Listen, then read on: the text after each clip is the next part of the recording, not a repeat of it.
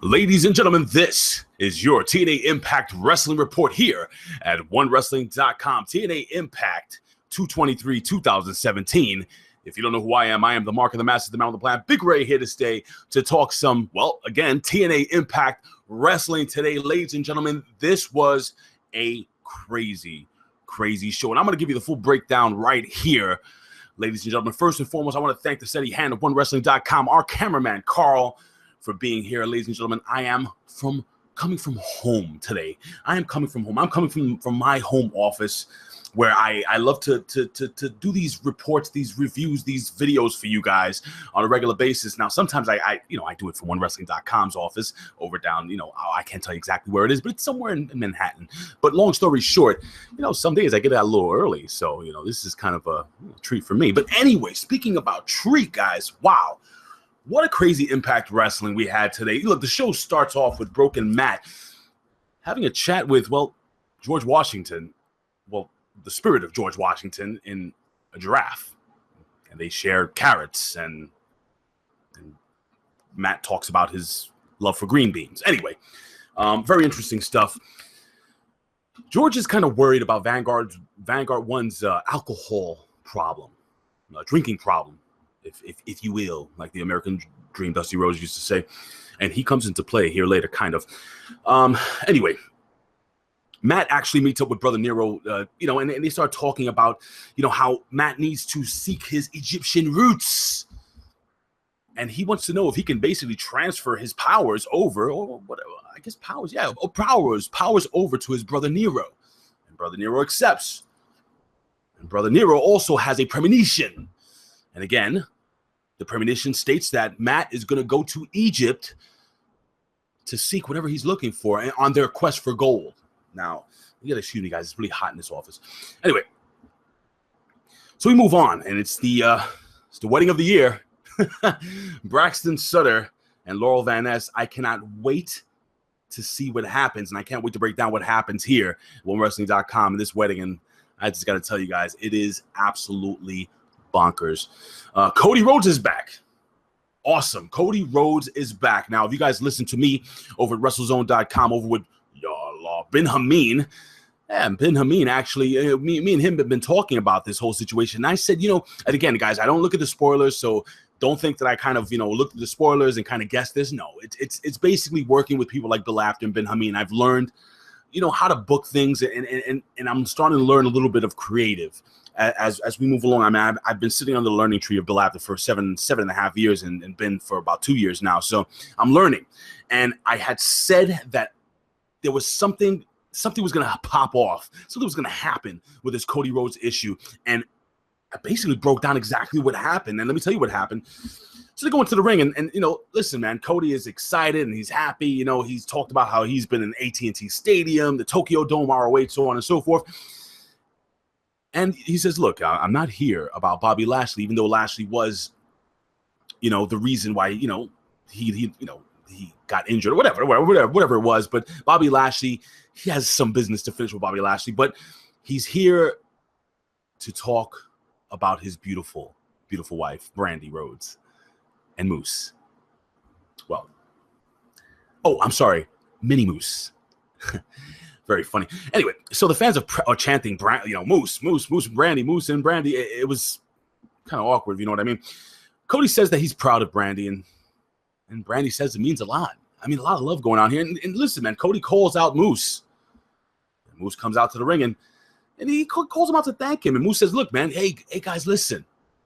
If you ever need me, you, Cody, and Brandy, you both have my number.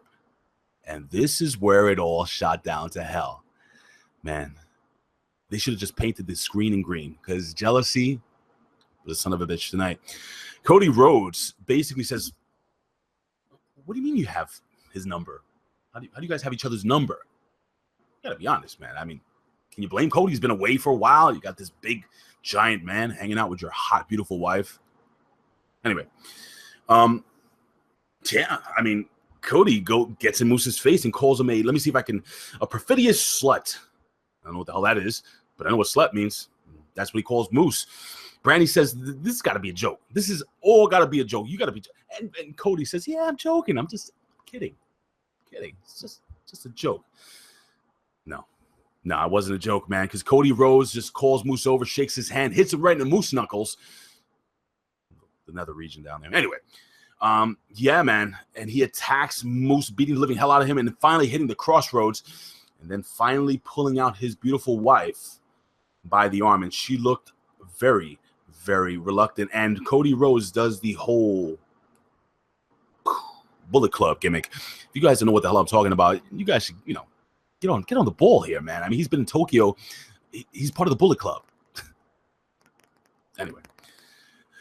Eli Drake, dummy. Yeah, I have the dummy gimmick somewhere around there. But anyway, he faces Tyrus. And, man, Eli Drake cuts a promo on the ramp reminding Tyrus that Eli Drake is the star, dummy. Yeah. Anyway, listen, Tyrus is way too big and strong for Eli Drake. He is beating the living hell out of Eli Drake. There was a point where Eli Drake actually rolls out of the ring and takes the microphone. And he says, look, all right, let's change the plan, have a change of heart here. Why don't we talk business propositions, so on and so forth. And he wants to do the whole finger poke of doom gimmick that Hulk Hogan did with Kevin Nash back in the 90s or 2000s. I think early 2000s. No, I think late 90s. Anyway, basically the downfall of WCW, but story for another day. And, this dude is not hearing it, that being Tyrus. He does not want to have anything to do with a finger poke of doom. And out of nowhere, referee punch out, referee knockout out of nowhere, Eli Drake punches Earl Hebner, knocks him out. The guy's like 75 years old. I mean, why would you do that? But anyway, he does that. Anyway, Tyrus chokes Eli Drake. And finally, he's offered a raise in pay. And Tyrus says, I will never shake your hand. He extends his hands like, I'll give you a raise. I'll give you a lot more money. But I give you a hug. So Tyrus puts aside his pride. Unbelievable. Now, something I noticed here, and I want you guys to leave your comments here below. I had talked again on WrestleZone.com on your Impact Rebellion, y'all. And I spoke about the Anthem Owl, and me and Ben have been speaking about the Anthem Owl kind of talking, or I don't know. I mean, it's just weird how the Pope mentioned that the Anthem Owl speaks to him. Is it possible that TNA Impact Wrestling listens to the Impact Rebellion and listens to me here at OneWrestling.com? I guess we'll find out later. But anyway, the girls are backstage and they're showing off the white dress.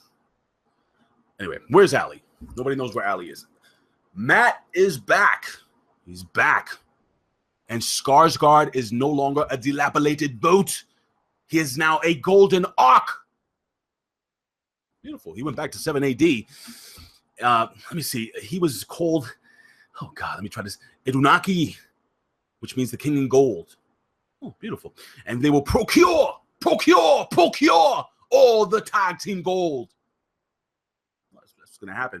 Anyway, guys, we move on. We have Jade in the ring. God almighty, it's so freaking hot in here. Carl, can you turn up the air conditioning? I'm like dying.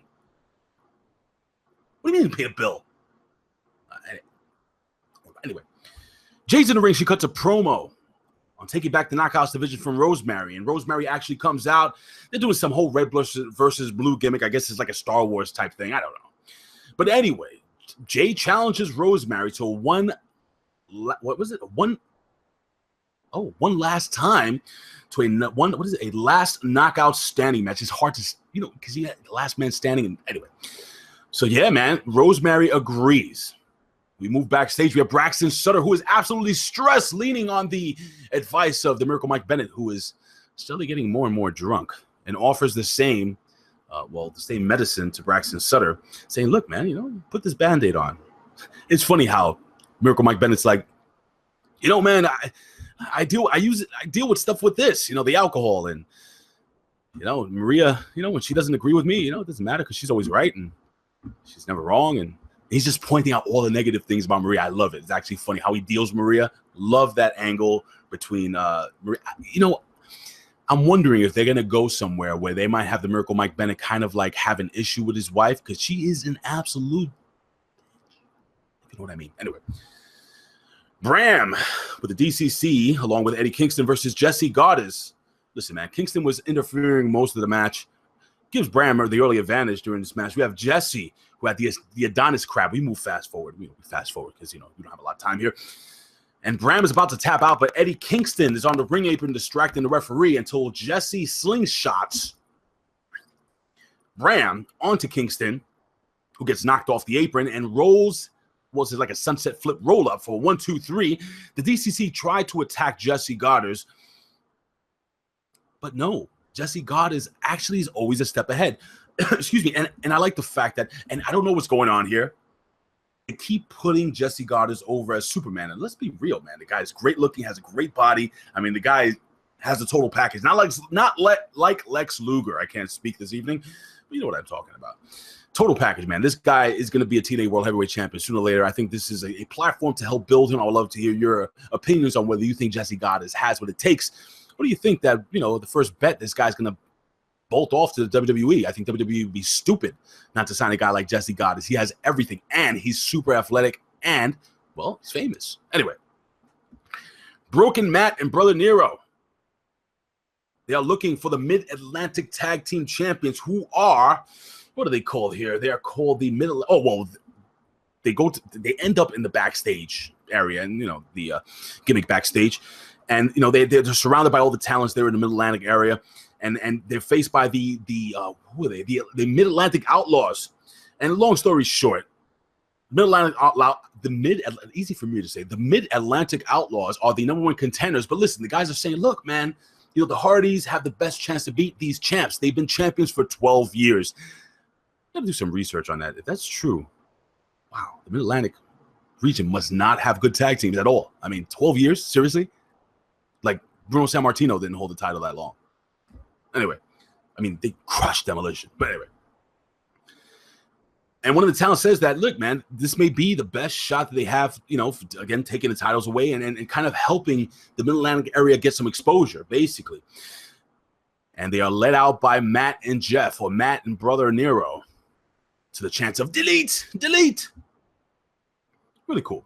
I like that. Anyway, backstage, we have the bitches rubbing in the fact that Braxton will be getting married to Laurel Van Ness. Allie confronts Braxton back, you know, somewhere in the back alley, and she says, "Is this what you really? Is this what you really want to do? I mean, you know, I'm here and beautiful, and I think you love me." And she didn't say that, but you could see it in her eyes. And Braxton says, "You don't understand." And Allie walks away. She's just brokenhearted. Brokenhearted. Anyway, speaking of broken, the Hardys are in the villains' locker room, and a absolute freaking brawl breaks out when they are faced with the Mid-Atlantic. They're face to face with the Mid-Atlantic champions, that being Mathis and Rage. And they say it's going to be a shoot, that being the tag team champs. Say they're going to shoot. This is going to be a shoot fight. It's not going to be a wrestling match. So we cut away to this to the split screen gimmick with the music playing in the background, kind of like the Final Deletion and all those other shows that the Hardys been putting on. It was pretty good. I mean, but Matt and Jeff looked like they had kind of a fight on their hands with Mathis and Rage. And there are no slouches, ladies and gentlemen. The fight goes outside of the ring. And it was an all-out brawl. It was actually, well, it was better done than this week than it was last week. I enjoyed this week a little better. We have Jeff Hardy, Brother Nero, who takes one of the guys, takes one of those, you know, those big garbage bins, the, I don't know, like the big bins, plastic bins, or whatever. And man, oh man alive, throws this dude down a flight of steps. He's dead. Totally dead. Anyway, kind of dead.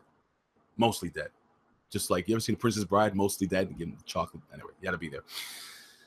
But finally, the Broken Hardys get in the ring, and they hit the Twist of Fate and the Swanton Bomb for the 1, 2, 3, and they disappear right in front of the crowd. They evaporate. Whew. And the crowd, I like the way they filmed this thing, man. The crowd was like totally, shocked and stuff. It was good stuff. I really liked it.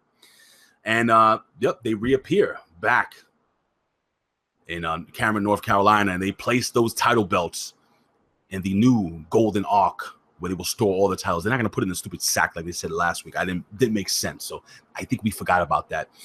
Bad Bones. Remind me of Bonesaw from Spider-Man. Macho Man Randy Savage played that character.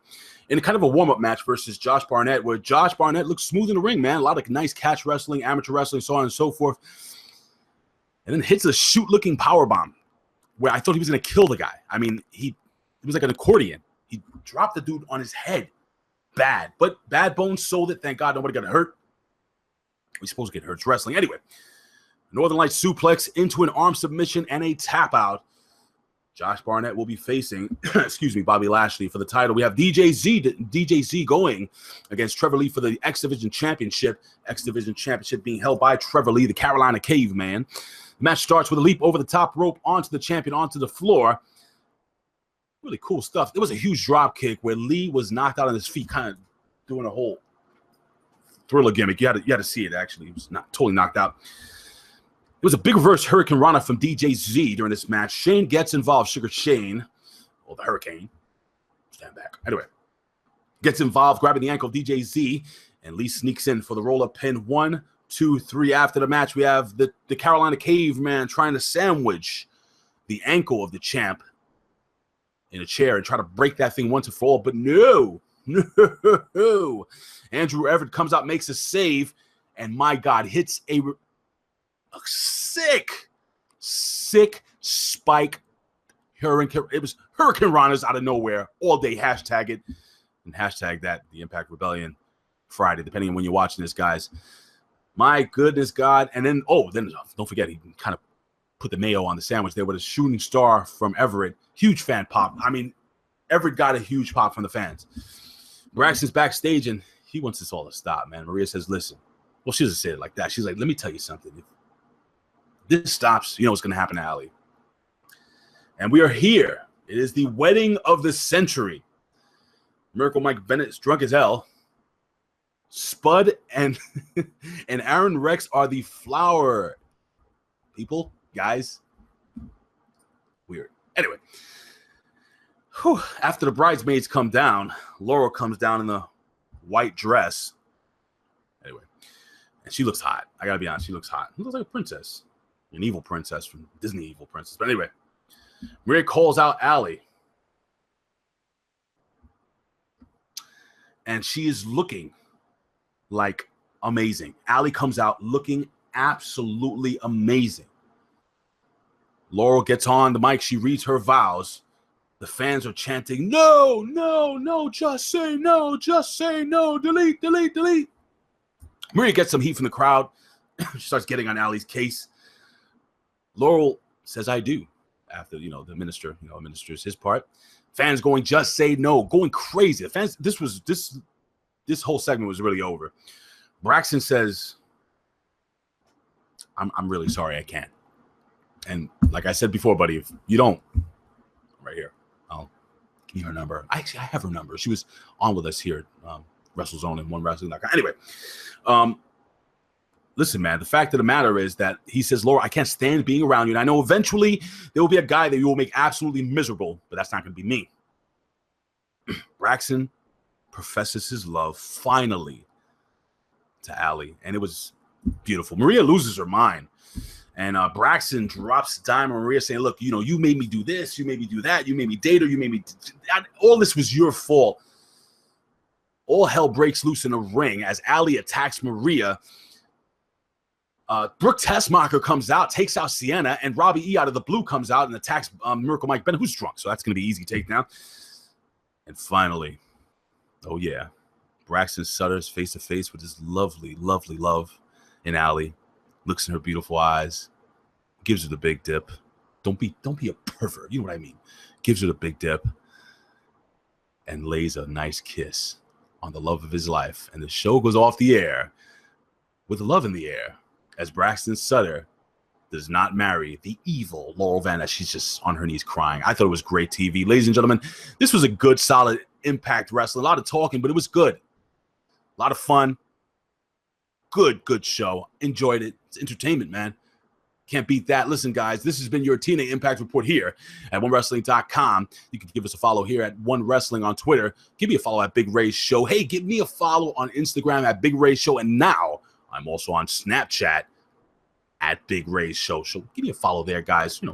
Shoot me a snap or whatever. Anyway, guys, you can follow us here at OneWrestling.com, YouTube/OneWrestling Video. Again, follow us on Twitter at One Wrestling. Follow me on Twitter at Big Ray Show and the legendary Bill Apter at Apter One Wrestling, along with the rest of the Big Slam Nation family at Big Slam Nation. Ladies and gentlemen, I always say this. I would do this for a living. And Carl, you do this for a living. And I do too. But anyway, I would do this for a living. And if I couldn't, I would do it anyway. Why? Because I love talking wrestling. And I love talking TNA Impact Wrestling with you, Impact Wrestling fans. Love you guys. Peace. And I cannot wait to see what the hell the fallout's going to be next week. See ya.